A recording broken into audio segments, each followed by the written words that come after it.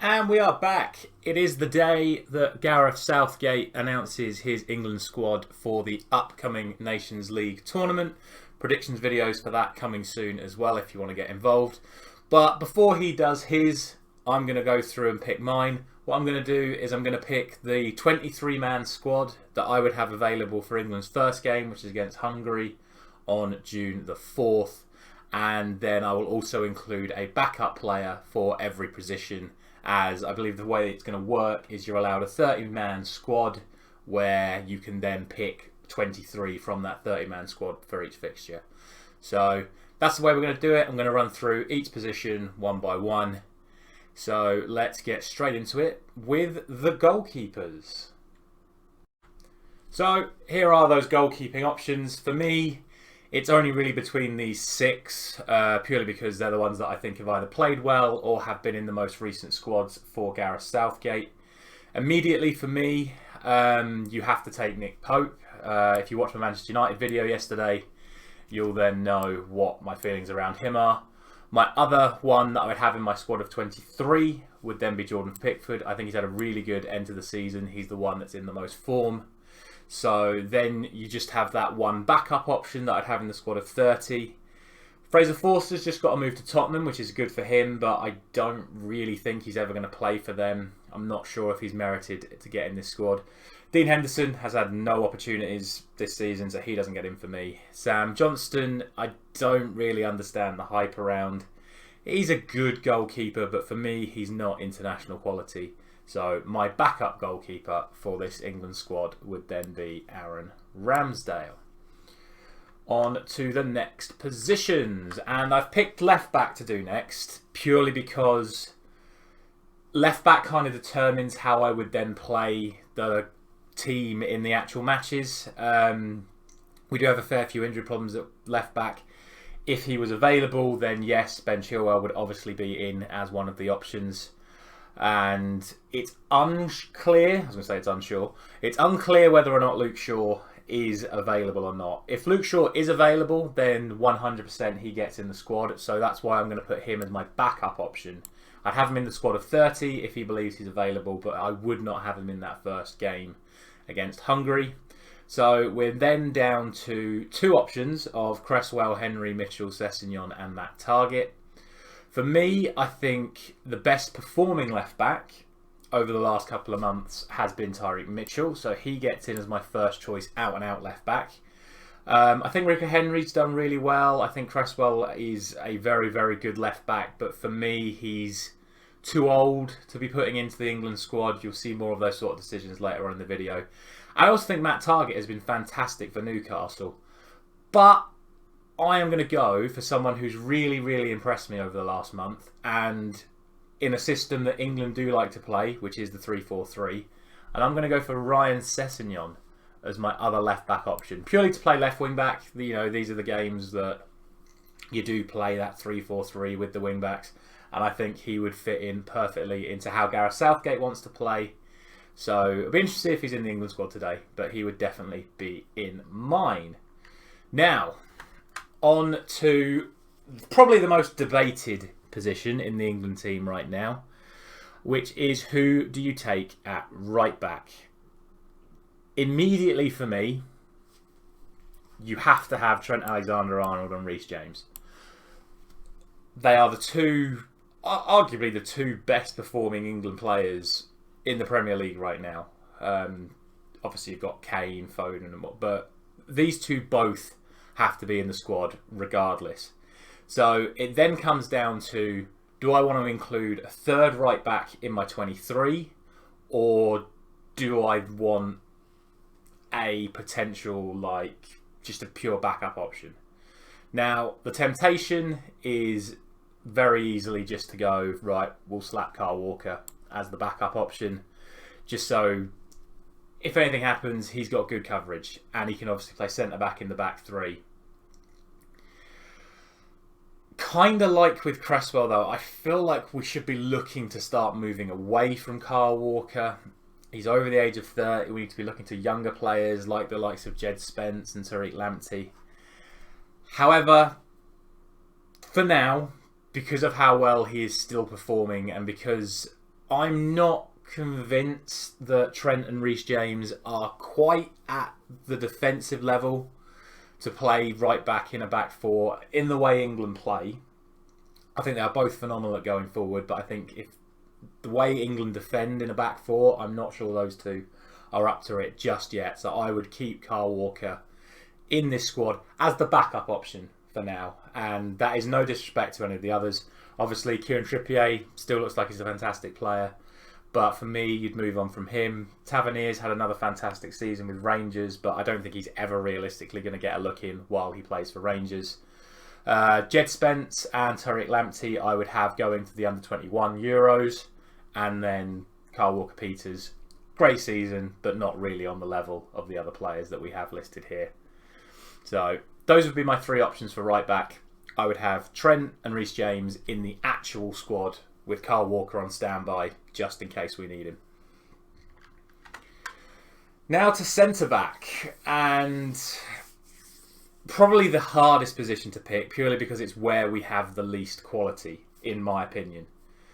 First one for me, I'm going to pick four here. So first one for me, hands down, has to be Fikayo Tomori. Yes, he has been playing in Italy, and people like to make the opinion, especially me, that it is a lot easier in Italy. Just look at how well Chris Smalling's done as a defender in Italy. But to do what Fikayo Tomori has done with AC Milan, come in, win over the fans, which is a very hard thing to do, especially for a black English player in AC Milan. It's very hard to win over those ultras with that being your background. He's done that. He looks like a phenomenal player, and AC Milan have just won the Serie A title, so he has to be the first option for me. Second one for me would then be Craig Dawson, who, in my opinion, has been the best performing English centre-back in the Premier League. Yes, he is, again, sort of on the slightly older side, but for me, he is a centre-back. He's someone who has earned his chance, and in the Nations League, you've got to be experimenting with new players going into the World Cup at Christmas. So I would 100% give Craig Dawson his chance in these games, and if it doesn't work out for him, then you obviously don't include him in the World Cup squad. Next up, I'd have John Stones. He's back from injury. He's still one of our best defenders, so you have to include him in there. And the last one that I would have in my pool of four is going to be Joe Gomez. And that may surprise a few people, but I like what he's done with Liverpool this season. He's played well when he's played at right back. He's played well when he's played at centre back. He's proven at international level for England. I think he deserves another chance in the squad. And again, if we are going to play the five at the back system, I think he's an ideal candidate to play that right centre back role, to the extent that you then potentially wouldn't need Kyle Walker. That's why I've got him only on standby, not in the actual squad. So for me, you 100% give Joe Gomez another chance, and then we'll talk about the backup options. So first thing you'll notice is that I've not picked Harry Maguire. I think he just needs a clean break. Maybe that break should be with England, but for me, I just think right now he needs to take a step away from football, get everything sorted out, refocus for Manchester United next season, and I'm leaving Maguire out of this squad. Mark Gay, he impressed me for England, but I don't quite know if he's good enough. Maybe you give him another run in these. I think Gareth Southgate will pick him, but for this right now, I'm not going to pick him. Connor Cody, and these three right here, Connor Cody, Dan Burn, Tyrone Mings, have all had decent seasons, in my opinion, but none of them are international level. I've only included Dan Burn because of how successful he's been since he's moved to Newcastle. Cody and Mings, I just don't think they're international level. So then the backup spot comes down to Eric Dyer and Ben White. Ben White has had his injury issues recently, so I'd be very, very hesitant to pick him right now. And as much as we like to laugh at how bad Eric Dyer can be, I actually think he's had a really, really good season. Again, in a back five where he can play in the centre of it, he's looked a real controlling force in there. You know, even everyone's spoken about how good Romero has been coming in for Spurs, but Dyer has performed as good in games where Romero's been there and Romero's not been there. So he's definitely performed on his own merit. So, slightly controversially, I'm going to put Eric Dyer as my backup option for centre-back. Let me know what you think about that one down in the comments. Right, let's move on to the midfield. And again, we are going to be taking 4 options from the midfield. And straight away, without any hesitation, we go Declan Rice, Jude Bellingham and Mason Mount, in my opinion. I don't really think I need to say anything about Declan Rice and Jude Bellingham. They've been absolutely phenomenal for their respective clubs in League and Europe. Same with Mason Mount. He gets a lot of criticism, which at times I understand, but overall I think he has more quality than the other players down here on this list. So then comes, who would I have as my 4th option in the overall squad? And that is actually going to be James Ward-Prowse. I think he has a unique skill set that the rest of the other players in here don't really have, and that is his ability to just... I'd have him on the bench. I'd have him coming on in games where we just need a little bit more composure in the midfield. And some might argue that, yeah, Jordan Henderson is surely a better option than that. But I just think James Ward-Prowse's ball-playing skills are just a level above everyone else. And then obviously you've got the free kicks and corners and all that as well. But his effort, his movement around the pitch, he's basically what Jordan Henderson was 5 or 6 years ago, but also a better passer, in my opinion. I think Ward-Prowse gets a move to a bigger club. I've seen links with Tottenham already. I think that would be a fantastic move for him. I think if you start exposing him to Champions League football, he will then show why he should be in the England squad. And then we have, finally, the backup option for this position. For me, Calvin Phillips just isn't good enough. Jordan Henderson is another one that I think is now too old and we need to be looking to move on. Jordan Henderson take the place of younger players like Jude Bellingham, Declan Rice, etc, etc. So then it comes down to Conor Gallagher and James Maddison. And what I'm going to do is I'm going to say that James Maddison, off the back of a 20-goal contribution season, which seems to have gone completely under the radar, he's scored in his last 4 games for Leicester. He's going to be my backup option. And as tempting as it is to put Conor Gallagher in backup as well, I would, like with a couple of the other players I've already mentioned, I would be sending Conor Gallagher to the under-21 Euros, because I think it would be a waste to have him in this England squad where he's barely going to play, where he could be a major part in us potentially winning the under-21 tournament. So those are going to be my midfield options. Let's move on to the wingers. And this is where it gets really complicated, because as it is very hard to pick centre-backs due to how poor most of them are, it's very hard to pick the wingers because of how good they all are. Let's just start again with the ones that I feel have to be in there, and that is the 2 candidates for Young Player of the Year, being Phil Foden and Bukayo Saka.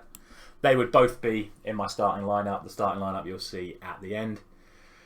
Thirdly, you then have to try Jarrod Bowen. He has been absolutely fantastic this season for West Ham. He has proven himself at Premier League quality. It's starting to understand all the hype around him when he was at Hull. He definitely deserves a chance in these games. I may potentially say you start him against Hungary, but I would like to see Foden and Saka start against Hungary, and then maybe you try Jarrod Bowen out against a tougher opposition, because those are the sort of games when it comes to the World Cup where you're going to need something a little bit different. And the 4th one, as much as it pains me to say it because I don't rate the player as highly as everyone else, I'm going to put Raheem Sterling. He is Mr. Right Place, Right Time. I have never ever knocked him for that. And with the amount of creative players we have, we are going to be creating more chances, I believe. So I'd have Raheem Sterling definitely in the squad for times where we need a goal and we need someone to be in that right place at the right time. I'm then also going to include Jack Grealish. Jack Grealish is going to be my 23rd man in the overall squad. So I am going to take 5 wingers in the actual squad and then I will take Harvey Barnes as my backup. Now, Jadon Sancho, if he is fit, kind of like Luke Shaw, if Jadon Sancho's fit, then I'd probably include him in my 30-man squad as well. And if he starts performing and whatever, then yeah, he gets into this area as well. Probably at the expense of Grealish right now, but that just might be my Man United bias. But for now, it's my understanding that Sancho's not fully fit, so I wouldn't be including him in the squad here and now. Rashford I wouldn't have anywhere near the England squad at the moment. He just needs a reset, same as Maguire. And Smith Rowe, I believe, is still young enough to go to the under-21s as well. So I would definitely be looking to include Smith Rowe in the under-21s. If I'm wrong about that, then again, maybe you put Smith Rowe on standby as well, because we just have so many good options in this area of the pitch. But these would be my 5 for the squad, with Harvey Barnes on backup for now.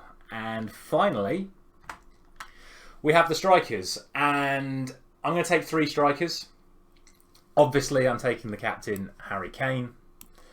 I am then going to take Tammy Abraham, same as Fikayo Tomori. He deserves a chance. Yes, he's been playing in Italian football, so we don't really know how good or bad he is overall, but one of our opponents are Italy, so I think he definitely deserves a chance. He scored 20-odd goals this season, so he's earned his place in the squad. And the last one I'm going to pick, it's between 3. I am definitely going to take one and probably put the other 2 on my standby list. I'm going to take Callum Wilson because, again, he's already had experience in the England squad. He scored in that time. He's come back from injury like he does and has had a phenomenal last 2 games for Newcastle. And genuinely, I think he deserves a chance in the England team. And again, this is about the whole experiment with new players going into using the Nations League to experiment with players before the World Cup. My other 2 options are Nketiah and Toney. Calvert-Lewin has had a really poor season. Ings is also out of form. Ollie Watkins, I think, will be in this England squad, but I think he's a little bit too inconsistent for my liking.